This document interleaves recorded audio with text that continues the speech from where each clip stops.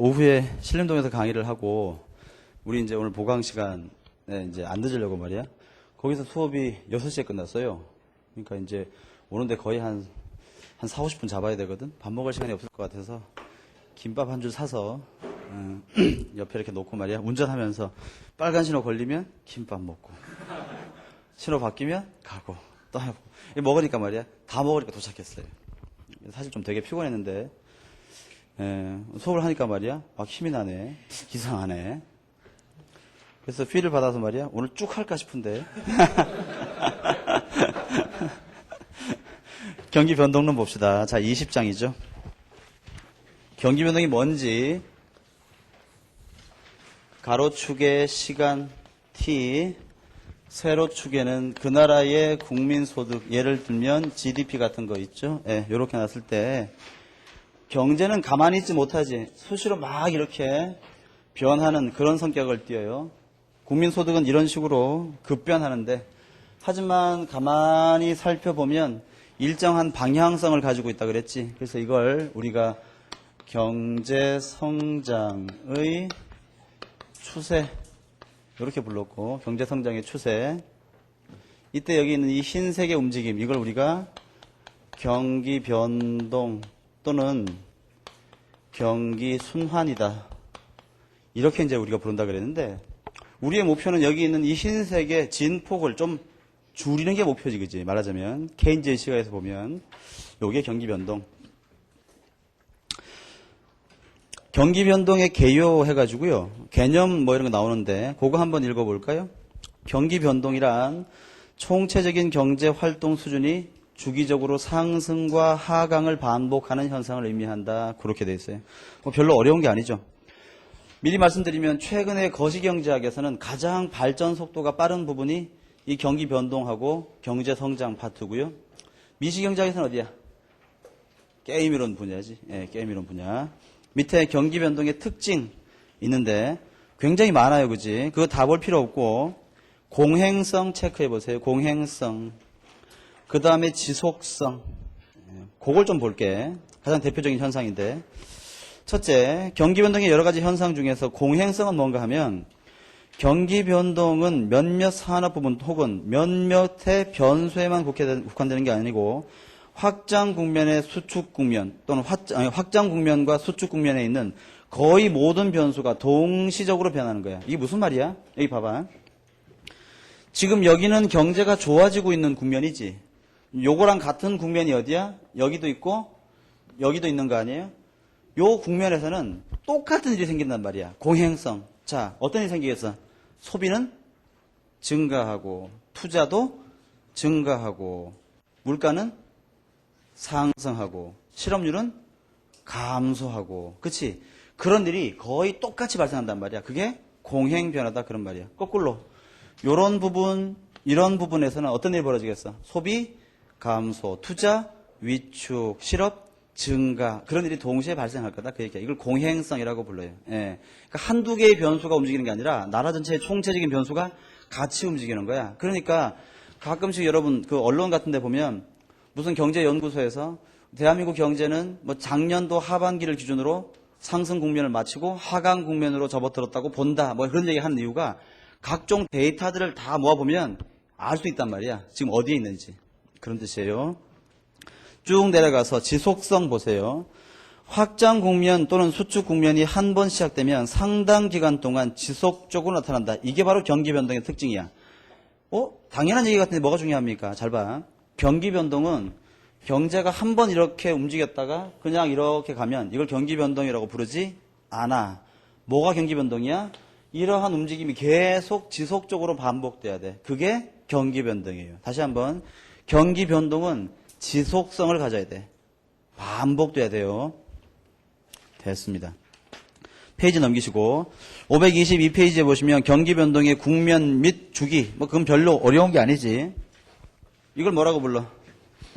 회복기, 상승기, 회복기, 번영기, 그 다음에 후퇴기, 이걸 침체기, 뭐 그런 식으로 부르는 거지, 그렇지? 이걸 반복되는 거야, 반복되는 거. 참고로 보세요. 뭐 그거 묻겠습니까?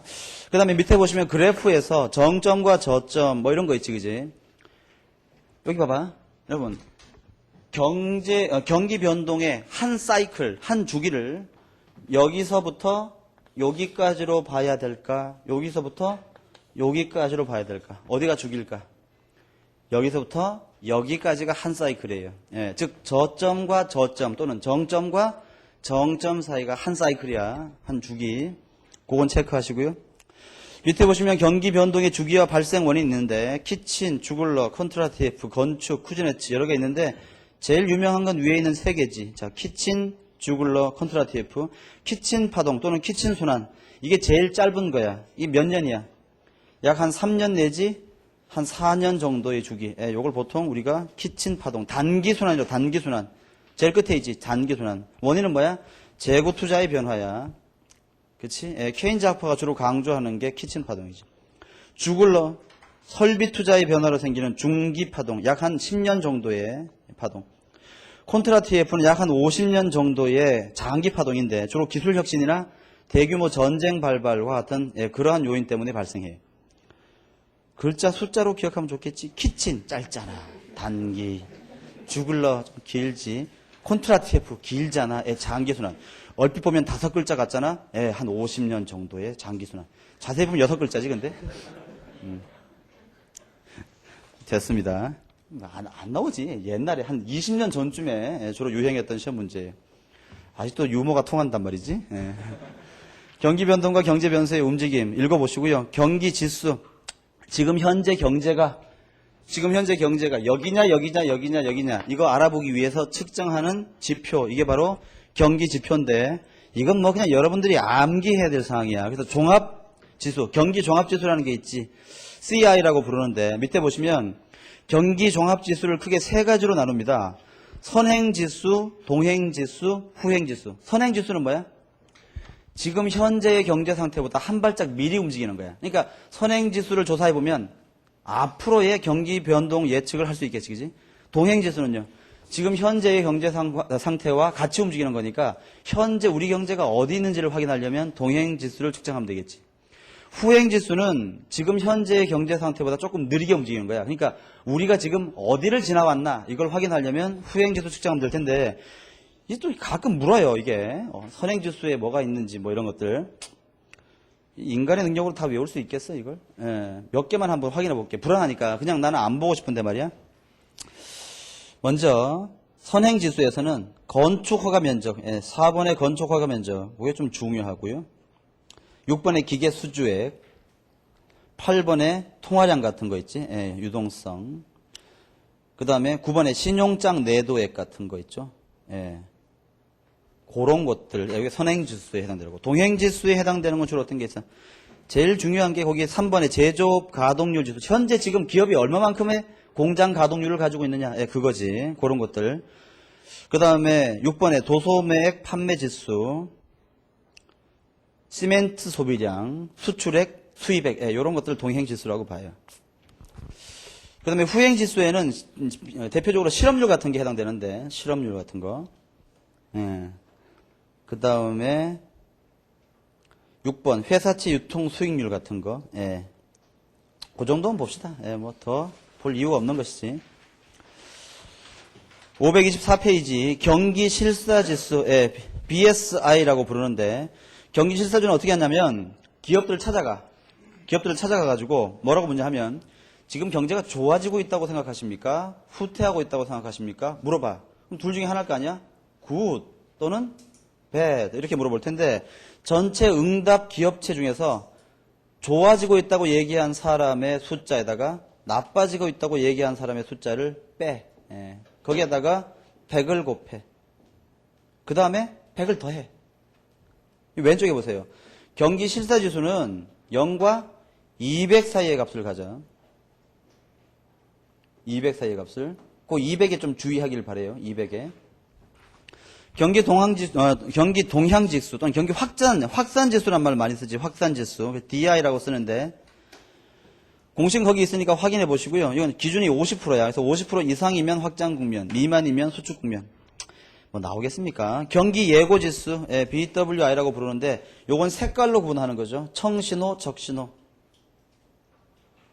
됐습니다.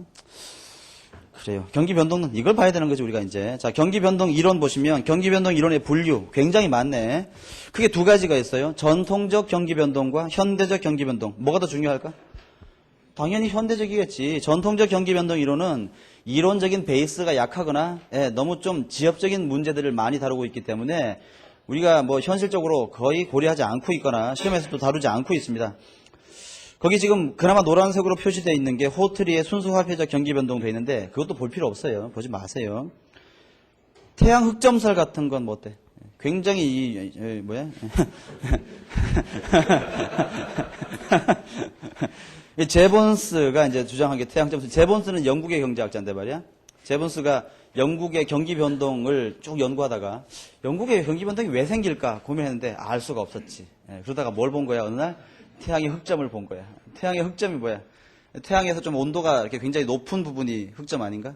그치? 근데 이 태양 흑점이 항상 일정한 게 아니라 주기적으로 커졌다, 작아졌다 하더란 말이야. 그 주기를 가만히 조사해 보니까, 태양 흑점의 변동 주기가 영국의 경기 변동 주기하고 일치했더라 이거지. 결론은 뭐야? 영국의 경기 변동은 왜 생겨? 태양의 흑점 때문에 그런 거지. 이제 그걸 이제 해설을 이제 해야 될 거 아니야? 왜 그런지. 이게 태양의 흑점이 변하면요 사람들의 심리 상태가 바뀌는 거야. 늑대인간 알지? 보름달이 커지면 말이야 달빛에서 나오는 알파파가 세지면서 사람의 뇌의 중추신경을 자극해가지고 변하는 거지. 뭐로 변해? 늑대로. 보름달이 사라지면요 내가 왜 이러지? 집에 가는 거 아니야. 태양 흑점이 커지면요 사람들이 이상하게 변하는 거야. 소비하고 싶네. 소비를 느려. 기업은요 투자를 해야 될 것 같아. 못 견디겠지. 막 투자를 하는 거야. 그러다가 흑점이 작아지면 내가 왜 이랬을까? 소비를 줄이고요. 투자를 줄여. 경기가 변동해. 태양 흑점설. 또는 태양의 흑점이 이렇게 커지면 말이야. 뭡니까? 이 태양 광선의 이 자외선이나 뭐 이렇게 기타, 뭐라 그래? 이 태양 빛의 이 크기가 좀 바뀌는데 그것 때문에 농산물의 작황이 좋아지거나 나빠지거나 한단 말이야. 그것 때문에 경기가 변동한다. 뭐 이제 이런 식으로 설명을 해요. 별로 중요할 것 같진 않아요. 참고로 보고. 우리의 관심사는 이제 현대적 경기 변동 이런데 그 중에서도 거기 노란색으로 되어 있는 순수과속도 원리, 순수제약 이론, 정치적 경기 변동 이론, 그 다음에 세고전압파와 세케인즈학파의 균형 및 불균형 경기 변동 이론이 있는데 그걸 볼 건데 여러분 시험에는요 제일 끝에 있는 두 개만 나와. 확실해 그건. 안 나올 거야 분명히. 한 3년쯤 전인가요? 노드하우스의 정치적 경기 변동 이론이 한번 출제된 적이 있지만 다시 나올 것 같지는 않아요. 일단 그렇게 기억을 하시고. 그러니까 우리가 봐야 될 거는 두 개야. 세고전압파하고 세케인즈학파.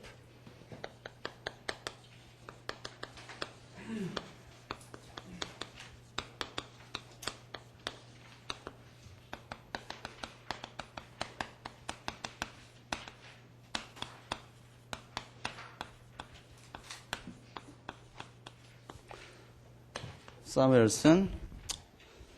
그 다음에 뭐가 있어? 순환, 제약, 모형. 힉스지, 힉스.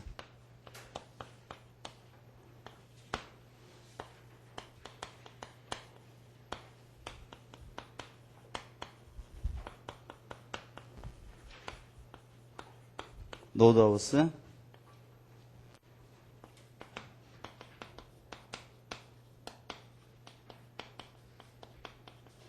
세고전학파의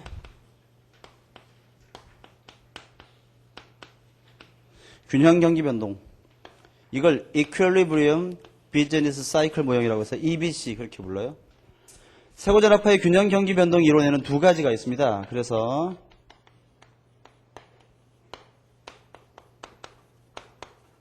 화폐적 경기 변동.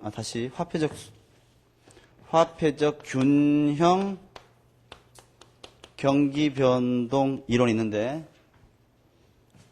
이걸 Monetary Business Cycle 모형이라고 해서 이걸 MBC 이론 그렇게 불러요.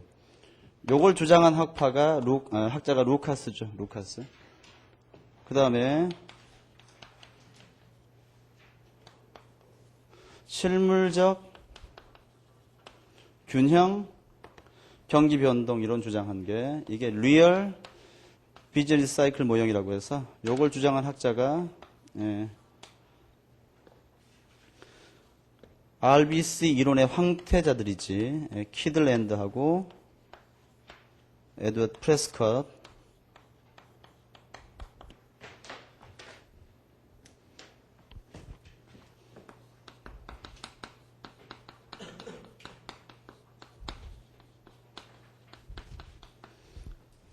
세케인즈 학파의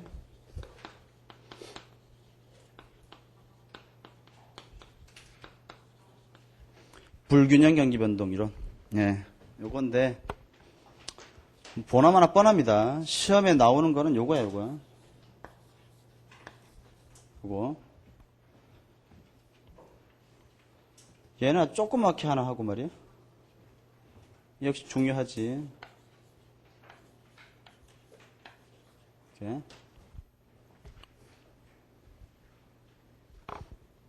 얘도 3개 할래.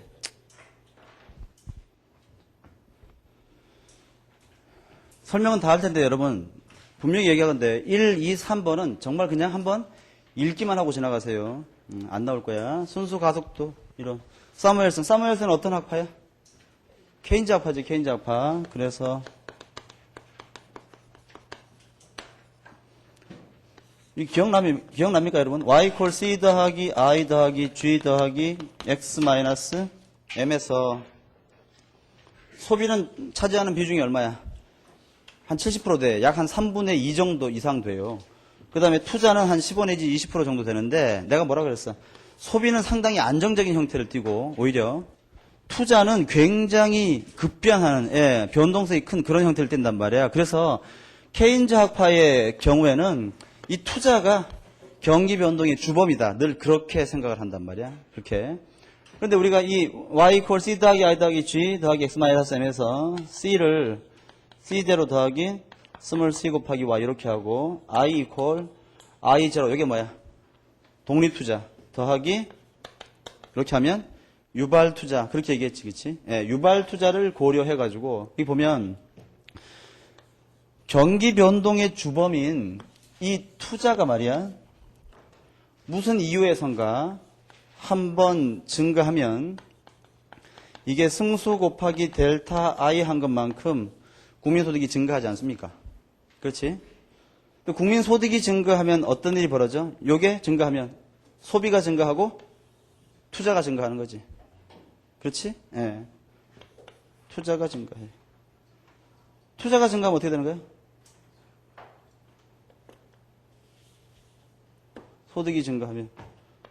소득이 증가하면 얘가 다시 투자 전개로 연결되지. 뭐 때문에? 유발 투자 때문에. 그 사이에 뭐가 있는 거야? 소비 증가가 껴있는 거지. 승수 가속도 이론에 의하면. 그러니까 이게 뭐야? 승수 효과와 유발 투자에 따른 가속도 이론에 의해서 아주 작은 투자 변동이 이걸 계속 회전시키면서 말이야. 굉장히 큰 소득 증가를 낳는 거야.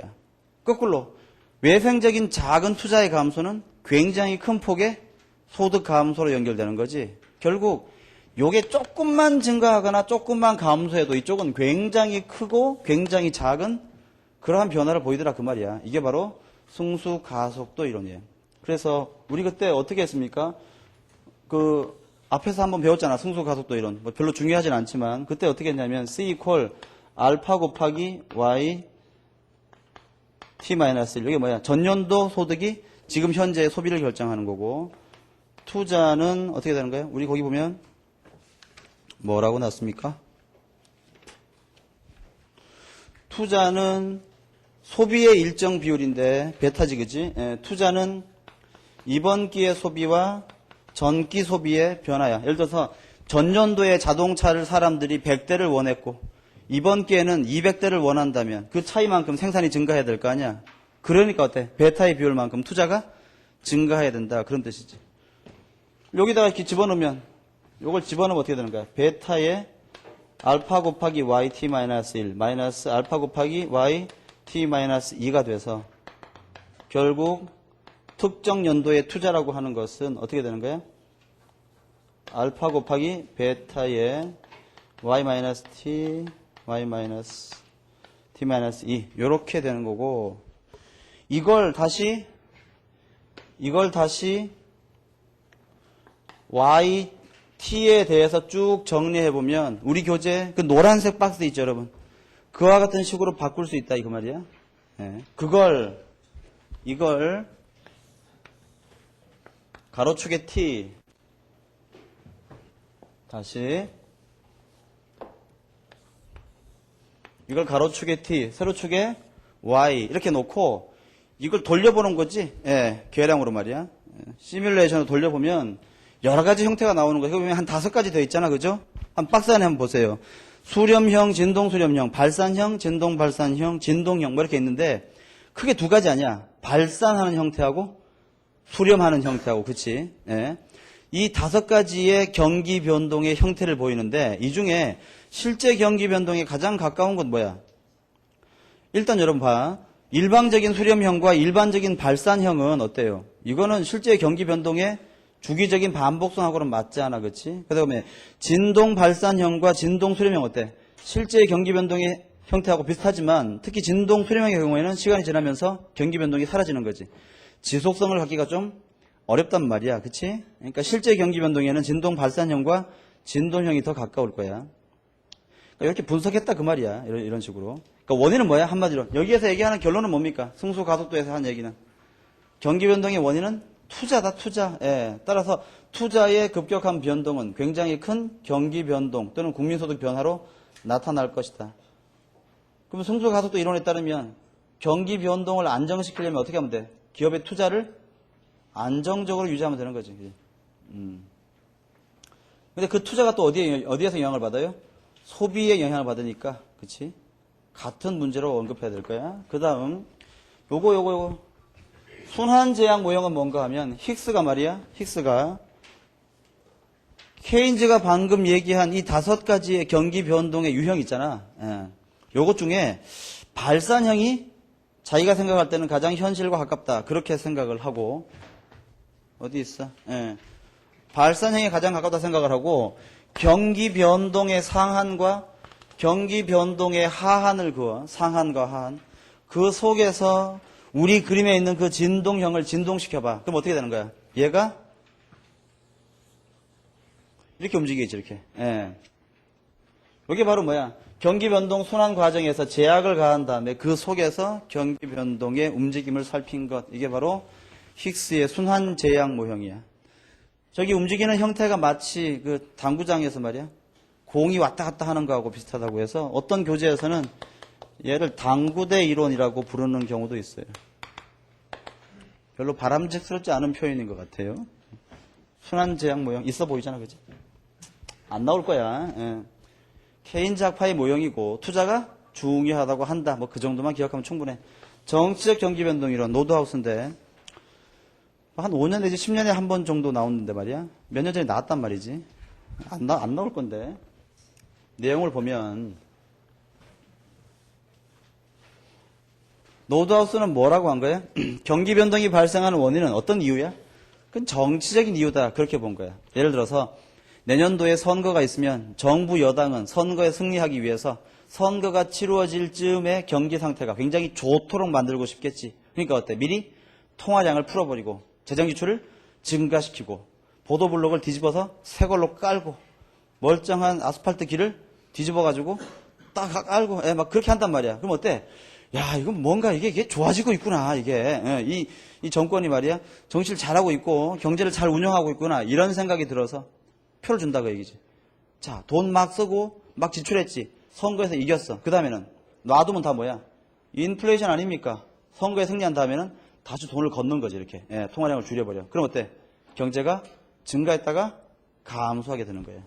뭐 굳이 그래프를 그릴 필요 없지만 그려보면 Y, P 일반적인 AD와 AS 그릴 때 지금 현재 경제에서 국민소득이 Y0이고 물가가 P0인데 정부가 확대 재정 금융 정책 펼치면 AD가 AD 다수로 움직이겠지. 그래서 선거 즈음에 국민소득은 Y1으로 증가하는 거야. 호황이 됐죠, 호황. 그렇지? 선거에서 이겼어. 그 다음에는요. 이건 놔두면 어떻게 되는 거야? 물가 상승의 요인이 되는 거 아니야. 또 장기적으로는 AS가 수직이니까 더 많이 오르겠지. 이거 막기 위해서 통화량을 줄이고 재정 지출을 줄이고 조세를 늘리면 증가했던 국민소득이 다시 감소하는 거죠. 이런 식의 움직임을 보이는데 노드하우스의 정치적 경기 변동 이론은 이론적인 베이스는 약해요, 좀. 그런데 현실에 관한 설명력은 놀랍도록 정확해. 그래서 세계 각국의 선거 주기 있지, 선거 주기. 예, 그런 거 하고 말이야. 정치적인 쟁점이 변하는 주기하고 이 경기 변동 주기를 맞춰보면 굉장히 잘 맞아떨어진다. 예, 그렇게 평가돼요. 이런 건 놔주면 좋겠지. 맞추면 되니까 그냥. 관심사는 이제 우리의 관심사는 이거야. 이제 이걸 좀 볼게요. 지웁니다.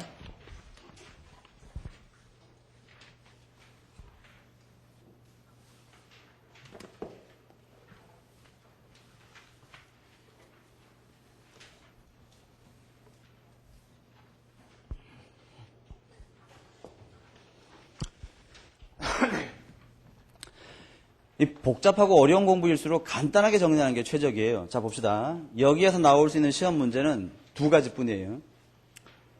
세고전학파의 균형 경기 변동 뭐 이런 거와 세케인즈학파의 불균형 경기 변동의 차이가 뭐냐, 그거. 두 번째, 동일한 균형 경기 변동이라고 하더라도 MBC하고 RBC의 차이는 뭐냐, 그것 말고는 없는 것이에요. 예. 나머지도 볼 거 없습니다. 첫째, 첫 번째 문제를 해결합시다. 세고전학파와 세케인즈학파의 경기 변동에 관한 시각은 어떻게 다른지. 첫째, 세고전학파는 경기 변동을 뭐라 본다고? 균형으로 봐. 세케인즈학파는 경기 변동을 뭐라고 봐요? 불균형으로 본다, 그런 뜻이에요. 설명 들어봅시다. 첫째, 먼저 세케인즈학파의 시각 볼게. 케인즈학파도 마찬가지야. 세케인즈학파건 케인즈학파건 이렇게 주장해. 경제가 이렇게 막 변동하는데 이 경제가 나아가야 될 바람직한 선은 이거란 말이야. 예? 이 나라 경제는 이 노란색을 따라서 쫙 성장해야지 최대한 기간 내에 국민들의 혼란도 없이 가장 안정적으로 성장하는 거야. 그러니까 새 케인즈, 반말하기 좀 미안하단 말이지. 새 케인즈 학파가 보기에는 여기에는 이 노란색 있잖아.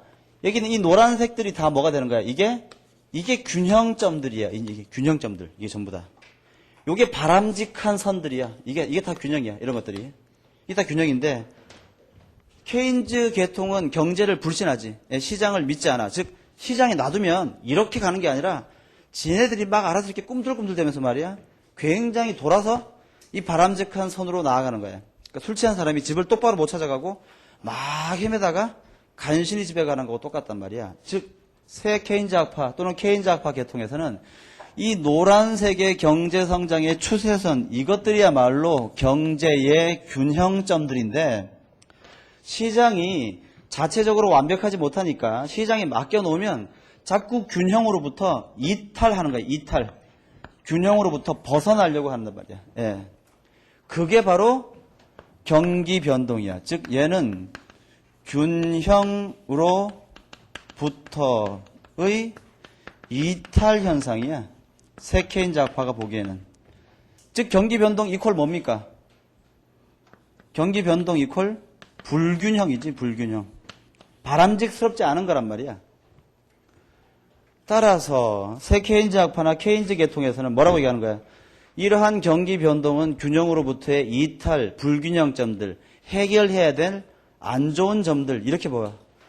그러니까 정부가 어떻게 해야 되는 거야? 균형으로부터의 이탈을, 균형으로부터의 이탈을 막아야 되는 거지, 이렇게. 뭘 사용해서? 재량적인 재정금융정책, 특히 재정정책을 사용해서 이걸 막아야 된다, 그렇게 보는 거야. 예를 들어서 이런 상태를 케인즈는 뭐라고 부르는 거야? 바람직한 수준보다 너무 경제가 높이 올라갔지. 뭡니까? 과열됐다, 과열. 예. 이런 경우를 침체됐다, 그렇게 보는 거야. 이걸 막아야 된다. 이게 바로 케인즈의 생각이에요. 케인즈 학파의 생각이지. 이때는 어떻게 하면 돼? 재정 지출을 줄이고 조세를 늘리고, 이 경우에는 그 반대로 하면 된다. 그렇게 해주면 경제가 어떻게 움직이는 거야? 아마도 이러한 형태로 가지 않겠냐, 그 말이지. 예.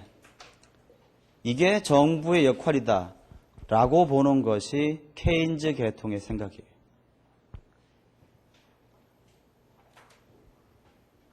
그 다음 지울게요. 세고전압파에 따르면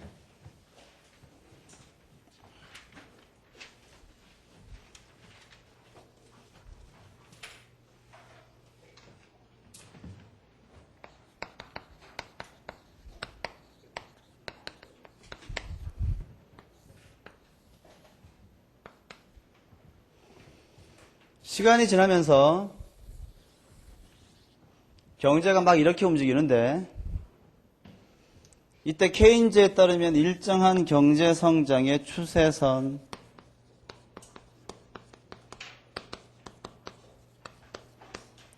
이게 바람직스럽고 여기 있는 이 노란색의 흰색의 경기 변동은 바람직스럽지 않은 점이다. 이렇게 이제 얘기를 했잖아, 그지? 근데 세고전압파는 완전히 다르게 생각합니다. 첫째, 세고전압파에 따르면 경제가 기본적으로 이렇게 안정적으로 나아가려는 속성을 가지고 있어. 그러니까 경제는 놔두면요, 가장 바람직한 선을 따라서 성장하려고 이미 스스로 노력을 하고 있어. 그런데 갑자기 이때쯤에 외부적인 경제의 충격이 발생하는 거예요. 충격이. 자, 예를 들어볼게. 요 시점에 말이야. 그 시점에 뭐라고 할까요? 저 시점에 삼성전자가 말이야. 현대자동차가 태양열을 1시간만 쬐면 1년을 탈 수 있는 신형 자동차를 개발했어. 뭐가 발생한 거야? 기술 진보가 발생한 거지. 어때? 그런 차 나오면 좋겠죠. 만약에 그런 차가 개발됐다면, 자, 개발돼서 이제, 개발되면 어때? 갑자기 그러한 신형 차에 대한 수요가 폭발적으로 증가하겠지. 그러면 현대자동차는 어떻게 해야 됩니까? 차를 더 생산을 늘려야 되겠지. 공장을 더 건설해야 돼. 사람을 더 뽑아야 돼. 투자가 증가하고 고용이 증가합니다. 현대자동차는 그 차를 팔아가지고 아주 큰 이득을 남기겠지. 소득이 증가하고 직원들에게 성과급, 상여금 막 주면 어때? 개인들의 소득이 증가하겠지. 소득이 증가하니까 소비가 증가해. 소비가 증가하니까 또 어때요? 소득이 막 증가해. 그래서 경제가 어떻게 움직인 거야? 이와 같은 흰색의 선으로 움직이기 시작한 거야. 여러분 방금 내가 얘기한 그 스토리가 특별한 무리가 있나? 없지. 현실에서 분명히 그렇게 일어날 법한 거지. 무슨 말이야? 원래 경제는 이 노란색을 따라서 이렇게 이동하려고 했는데 이때 이 경제에 긍정적인 경제 충격이 발생하니까 예를 들면 기술 진보 같은 거 있지. 기술 진보와 같은 긍정적인 경제 충격이 발생하니까 경제 전체의 모든 변수들이 좋아지는 상태로 움직인 거야. 그치? 그러한 변화는 균형으로부터의 이탈이 아니고 이 자체가 이게 새로운 균형이야. 새로운 균형. 즉 이젠 얘네들의 이 성장 추세선은 없어지는 거고 이 자체가 새로운 균형점이 된다 그 말이야. 예. 즉 기술 진보와 같은 바람직한 경제 충격이 발생했을 때 그 충격에 대비해서 소비자나 기업이나 정부나 이 모든 경제 주체들이 최적의 상태로 자신의 의사결정을 조절한 결과 새로운 균형 상태에 도달한 게 경기 변동이다 그 말이야. 그래서 한번 이렇게 움직였어요. 놔두면 이렇게 가려고 했는데 또 이때쯤에 또 뭐가 발생한 거야? 또 다른 경제 충격이 발생한 거야. 어떤 충격? 예를 들면 부정적인 경제 충격이 발생했지. 동남아시아에 쓰나미 해일 피해가 불어가지고 동남아시아에 건설해 놓은 현대자동차의 공장이 다 파괴됐어. 한국 기업들의 건설 현장이 다 망가졌어요. 그럼 어때? 우리나라의 생산량이 감소하고 고용이 감소하고 소득이 감소하고 소비도 감소한 일이 벌어지겠지. 그럼 뭐야 이건? 이건 균형으로부터의 이탈이 아니고 바람직스럽지 않은 부정적인 경제 충격에 의해서 경제가 스스로 자신의 최적화 행동을 바꾼 거야. 이게 또 새로운 균형이란 말이야. 그러니까 이와 같은 경제의 긍정적인 또는 부정적인 충격 때문에 기존의 최적의 경제 성장 추세가 없어지고 새로운 경제의 균형점의 이동이 생겼단 말이야. 이게 경기 변동이다. 따라서 경기 변동은 세고전압파 입장에서 보면 이게 균형으로부터의 이탈이 아니고 이 자체가 뭡니까? 이게 새로운 균형점들이란 말이야. 그런 변화는 자연스러운 거야. 여러분, 우리가 감기에 걸리면 몸이 아프고 열이 나잖아. 그게 이상한 거야? 자연스러운 거야. 우리 몸이 그러한 변화를 극복하기 위해서 스스로 선택한 균형이란 말이야. 그치? 이해하십니까? 그러니까 사람이 감기가 걸려서 몸이 아프고 열이 나면 말이야. 세케인지 아파나 케인지 아파나 뭐라고 얘기한 거야? 얘 큰일 났다. 비정상인 상태가 됐구나. 약을 막 줘야 된다는 거지. 센 걸 주잔 말이야. 이렇게. 새우잔혹파는 이건 자연스러운 현상이니까 조금 앓고 나면 금방 좋아질 거야. 왜? 경제는 기본적으로 자생력이 있고 신뢰할 만한 능력이 있다 그 말이야. 그러니까 이런 경우에는 이걸 인위적으로 끌어내리거나 끌어올리는 정책 필요해 안 필요해? 안 필요하지. 예. 이 자체가 균형이란 말이야. 이때 이러한 경제 충격들에는 어떤 게 있는 거야? 두 가지가 있는 거지. 뭡니까? 화폐적인 충격이 있고 실물적인 충격이 있는 거죠. 이해가십니까? 요게 바로 뭐야? MBC 이론. 요게 RBC 이론. 그렇게 보면 돼. 그지?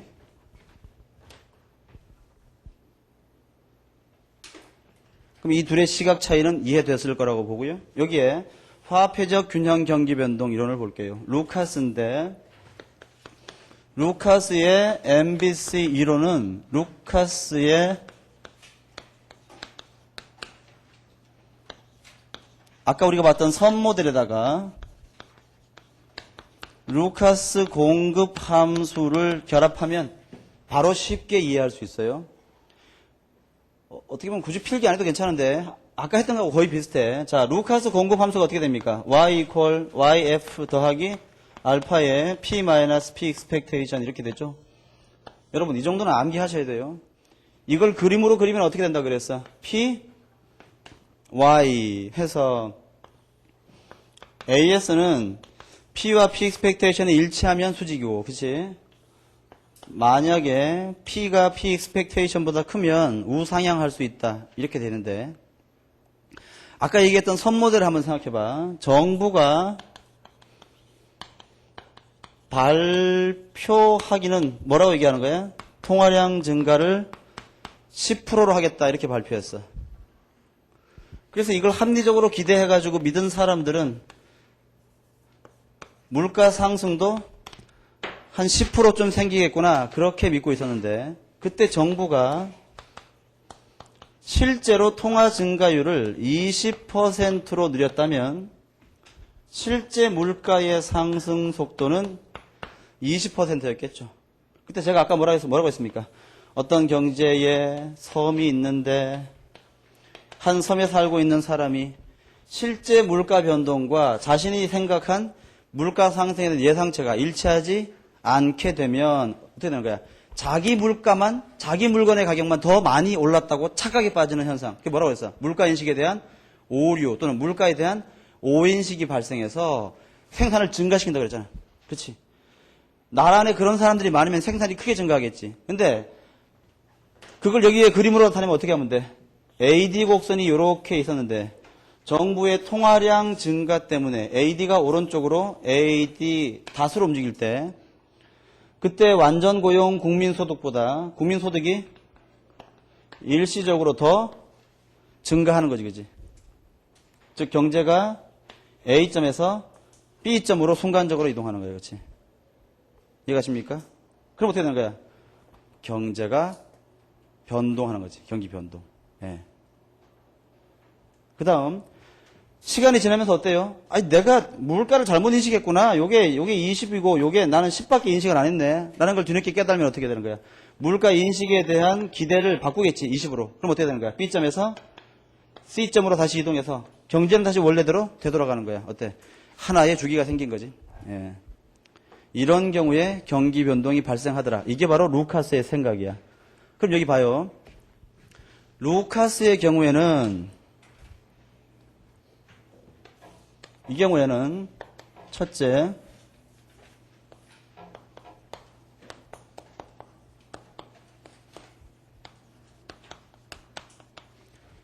MBC 이론에 따르면 경기 변동의 원인은 뭡니까? 뭐 때문이야? 지금 칠판에 있잖아. 뭐 때문이야? 통화량 증가 때문입니까? 아니지. 뭐야? 예상치 못한 통화량 증가 때문이지. 여러분 잘 봐요. 만약에 정부가 통화량을 10% 증가시키겠다고 얘기해놓고 실제로도 10% 증가시켰으면 어때? 실제 물가와 기대 물가는 같았겠지. 그러면 이런 일이 벌어져 안 벌어져? 안 벌어집니다. 그러니까 주의하세요. 루카스에 따르면 경기 변동이 발생하는 원인은 통화량의 변동이 아니고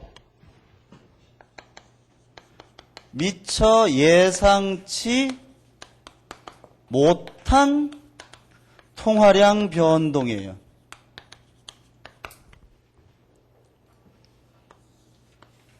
여기 주의하세요. 그 말은 다르게 얘기하면 아무리 통화량을 급변시키더라도 예상된 통화량 변동이라면 절대로 경기 변동은 발생하지 않습니다. 반면에 아무리 작은 통화량 변동이라고 하더라도 미처 예상하지 못한 통화량 변동이 생긴다면 경기는 변동하는 거란 말이야. 이 루카스의 생각이야. 예. 여러분 루카스의 스승이 누구야? 프리드만이지. 프리드만은 어떤 학파? 통화주의 학파. 통화주의 학파인 프리드만은 함재 기대를 몰랐죠. 우리 책에 지금 빠져 있는데 통화주의 학파의 프리드만은 경기 변동의 원인을 뭐라고 했을까? 자, 참고로 통화주의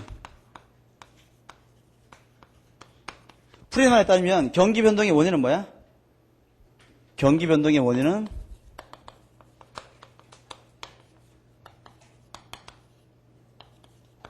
통화량의 급격한 변화다. 그렇게 얘기했어요.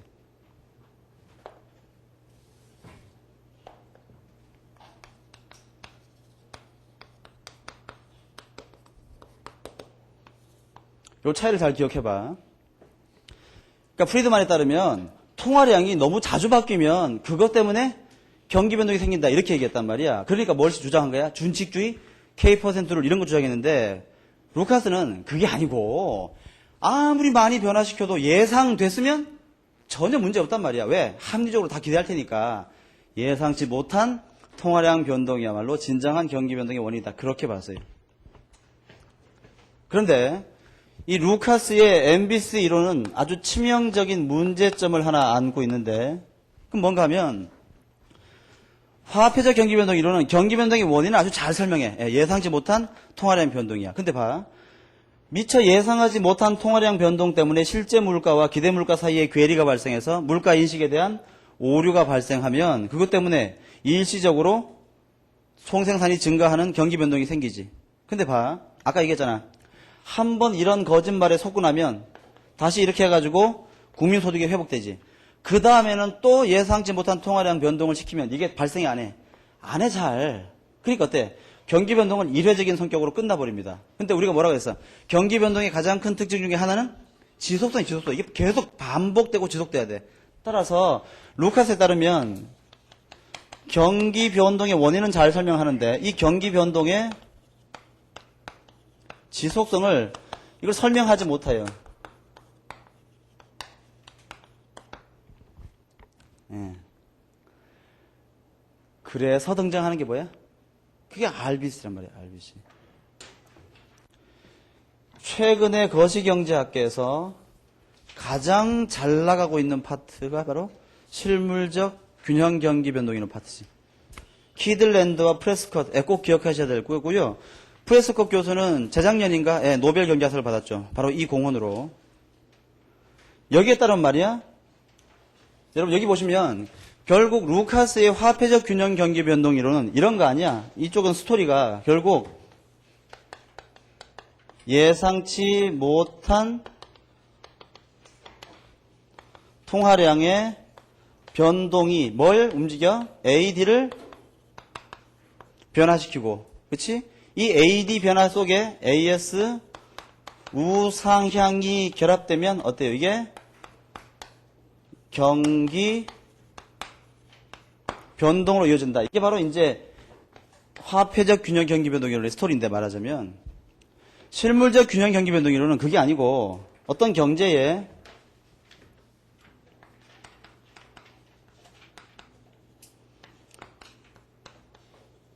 실물적인 충격이 발생하면 이것 때문에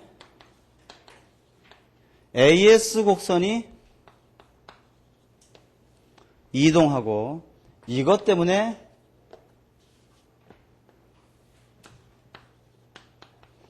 경기가 변동한다. 이런 스토리 가지고 있는 게 이게 실물적 경기 변동 이론이에요.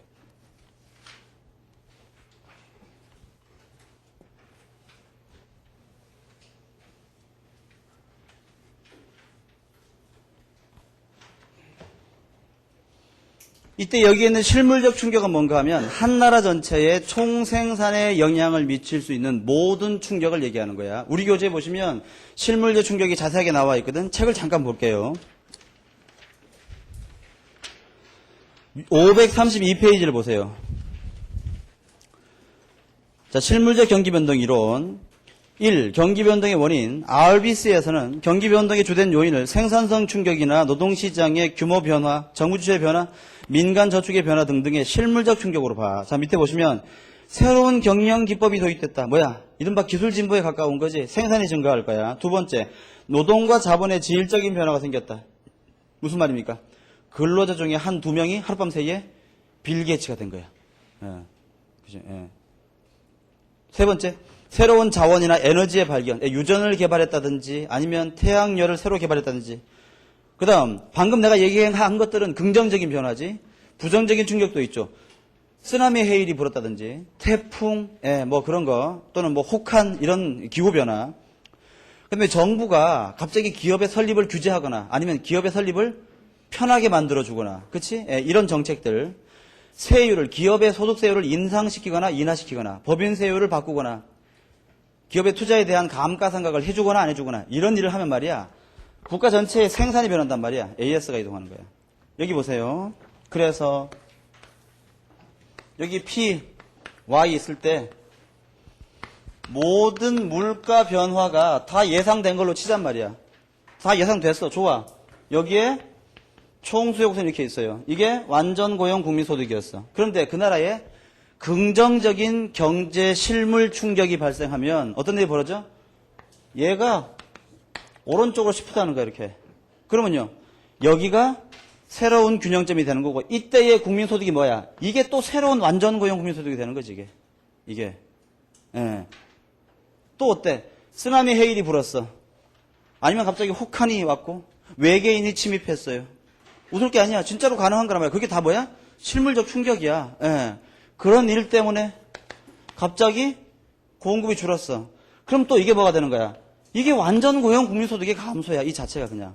그러니까 이 증가하거나 감소하는 모든 국민소득이 다 균형, 즉 완전 고용 국민소득 상태에서 변화한다 그 말이지. 이게 세고전학파에 따르면 이 모든 균형점들이 다 뭐야? 이게 완전 고용 국민소득이야. 예, 그렇지. 높건 낮건 말이야. 즉 그 나라 그 상황의 경제 상태에서 경제 주체들이 선택한 최적 결론이란 말이지 그게. 예. 그럼 바로 뭡니까? 경기변동 생기는 거지. 예. 따라서 실물적 균형 경기변동 이론에서는 경기변동의 원인을 뭐라고 보는 거야? 실물적 충격이라고 보는 거야. 이 실물적 충격에는 굉장히 많은 것들이 들어가 있다. 확인해 보세요. 그 다음 우리 아직 해결 못한 게 있잖아. 뭘 해결해야 돼? 경기변동의 지속성을 설명하지 못한다는 이 MBC의 단점을 해결해야 될 거 아닙니까? 이때 해결하는 해결책이 뭔가 하면 경기변동의 지속성을 만들어내는 역할을 하는 것이 두 개가 있죠. 첫째, 이른바 건설기간 또는 time to build의 개념이지. 밑에다가 써야 되겠네.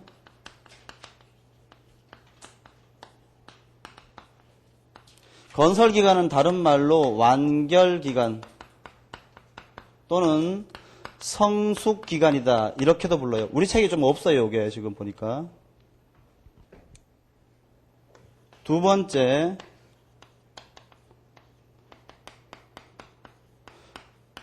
노동의 시간에 걸친 대체 효과라는 개념이 있지. 이 두 가지. 굉장히 중요한 거예요. 정리하자면 키들랜드나 프레스컷은 뭐라고 얘기하냐면 경기 변동이 발생하는 원인은 예상치 못한 통화량 변동과 같은 이 화폐적인 변화, 그런 거 아니란 말이야. 예. 여러분 주의하세요. 이게 아니야. RBC 이론에서는 예상치 못한 통화량 변동도 경기 변동을 일으키지만 이게 더 중요하다가 아니야. 즉 이쪽에서는 통화량이 변해가지고는 예상됐건 안 됐건 간에 뭐야, 경기 변동을 야기시키지 못한다고 보는 거야. 뭐가 움직여야 되는 거야? 실물 AS가 움직여야 된다고 보는 거예요. 이때 실물적인 경제 충격 또는 부정적, 긍정적, 실물적 충격 때문에 AS가 이동해서 경기 변동이 발생하면 이러한 경기 변동을 지속성을 갖도록 만들어주는 역할을 하는 게 뭐야? 그게 건설기간, time to build의 개념이다 그 말이야. 또 하나는 노동의 시간에 걸친 대체 효과의 개념이에요. 첫째, 건설기간 또는 완결기간 또는 성숙기간이란 뭔가 하면 아까 얘기한 거 있지. 현대자동차가 1시간만 태양열을 쐬면 한 달 내내 갈 수 있는 자동차를 개발했단 말이야. 예, 기술 진보, 실물적 충격이 발생했지, 그치? 그러면 시장에서 그 제품에 대한 수요가 폭발적으로 증가할 거 아니야? 그럼 어떻게 해야 됩니까? 공장을 건설해야지. 추가로. 그래야지 생산이 증가할 거 아니야? 베이징 현지 공장, 베트남 현지 공장, 미국 알라바마 현지 공장 막 건설해. 얼마나 걸려? 얼마나 걸려? 파주에 말이야. LG 필립스 LCD 공장 세워졌죠. 손학규 경기지사가 대선을 이렇게 목표로 말이야 나와가지고 인터뷰하면서 이건 우리 경기도의 자랑이다. 우리 그 경기도 공무원들과 이 민관의 협의에 의해서 아주 놀라운 성과를 이뤘다. 전 세계적으로 유례가 없을 만큼 빠르게 대규모 공장이 설립됐다. 몇 년? 5년 만에 이렇게 얘기했어요. 보통 뭐야? 그러한 대규모 공장 단지는 10년은 뭐 기본이지. 처음에 부지 매입부터 시작한 말이야. 그러니까 무슨 말이야? 1회에 걸친 일회성의 실물적 경제 충격이 그게 건설기간의 개념을 통해서 적어도 5년 내지 10년 동안의 꾸준한 투자로 연결되는 거지. 이 경기 변동의 지속성으로 설명된다 그 말이야. 이해가십니까? 두 번째, 노동의 시간에 걸친 대체 효과는 뭐야? 근로자가 언제나 똑같은 노동 공급을 하는 것이 아니고 근로자는 긴 시간을 두고 노동의 대체 효과를 고려하면서 노동 공급을 증가시키거나 감소시키거나 한다. 그런 뜻이에요. 예를 들면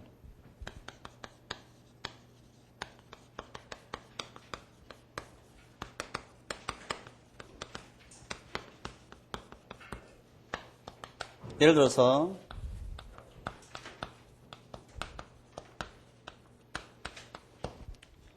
맹큐가 이제 이런 그 예를 드는데 대학교 4학년 학생이 있는데 이 학생은 지금 유럽에 여행을 가고 싶어 해요. 근데 여행 갈 수 있는 시기는 두 번이 있지. 여름 방학이 있고 겨울 방학이 있는데 여름 방학에 일을 해서 돈을 모은 다음에 겨울 방학에 여행을 갈 수 있지. 또는 여름 방학에 돈을 꿔서 여행을 갔다 온 다음에 겨울 방학 때 일을 해가지고 갚을 수 있는 거란 말이야. 근데 그때 이 대학교 4학년 학생이 여름에 일하고 겨울에 갈까? 아니면 여름에 가고 겨울에 일할까? 뭐가 기준이 되는 거야?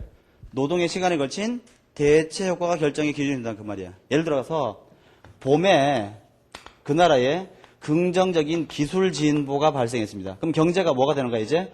호황으로 접어들겠지. 흔히 얘기하는. 그렇지? 상승 국면으로 접어드는 거야. 그러면 여름 방학이 되면 어떻게 되는 거야? 경제가 호황의 극치를 달리겠지. 그러면 임금이 굉장히 높아질 거 아닙니까? 임금이 높아지면 근로자는 어때요? 이때 노동을 공급하는 거야. 그 돈을 모아. 그 다음에 한 번 발생한 기술 진보의 효과가 가을쯤에는 어때요? 경기가 안정 국면으로 접어들기 시작하고 그래서 이게 겨울이 되면 침체기로 접어들면서 경기 침체기에는 일자리가 줄으니까 노동 수요가 줄고 임금이 감소한단 말이야. 이때는 어때? 이때 노동급 느리고 이때는 노동 공급을 줄인 다음에 어디 가는 거야? 여행 가야지. 그렇지? 거꾸로라면 정반대로 할 거야. 그치? 그럼 무슨 말이야? 노동의 시간에 걸친 대체 효과가 없을 때보다 있으면 어떻게 되는 거야? 가뜩이나 호황기에는 어때? 노동 공급이 더 증가하니까 이 호황을 더 증폭시키는 거지. 또 어때? 가뜩이나 불황기에는 노동 공급이 전반적으로 감소하는데 대체 효과까지 발생하면 더 이게 어떻게 되는 거야? 경기를 더 침체시키는 거지. 그러니까 어때요? 경기 변동의 진폭을 더 크게 만들고 그 여파를 더 장기화시킨다 그 말이야. 노동의 시간에 걸친 대체 효과야. 내가 지금 예를 대학교 4학년 학생 한 명으로 들었지만 나라 안에 있는 모든 근로자가 다 저렇게 움직여봐. 그럼 어떻게 되는 거야? 크게 변동하겠지. 그래서 이 두 가지 개념 꼭 기억하세요. 참고로 질문. 노동의 시간에 걸친 대체 효과가 발생할 때 이자율이 상승하면 노동 공급은 증가합니까? 감소합니까? 시험에는 그게 나와요. 자, 이거 봅시다. 이거 잠깐 지워볼게.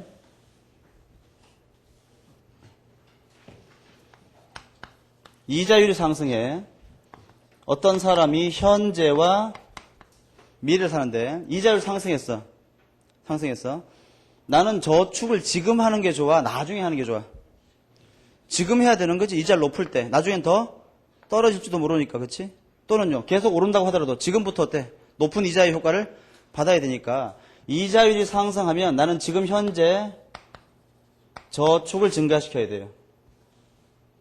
이게 바로 노동의 시간에 걸친 대체 효과지. 그렇다면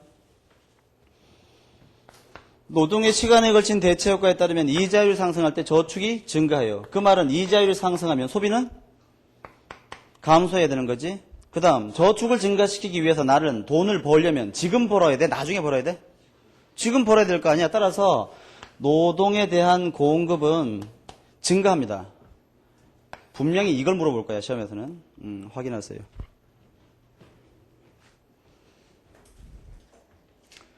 이렇게 해서 경기 변동에 관한 얘기는 다 정리가 됐고요. 나머지는 여러분들이 책에 있는 걸 좀 읽어보시면 되는데 아마 지금 설명한 것보다 특별히 달라지는 게 없을 거예요. 됐습니다. 수고하셨고요. 다음 시간에 뵐게요. 수고하셨습니다.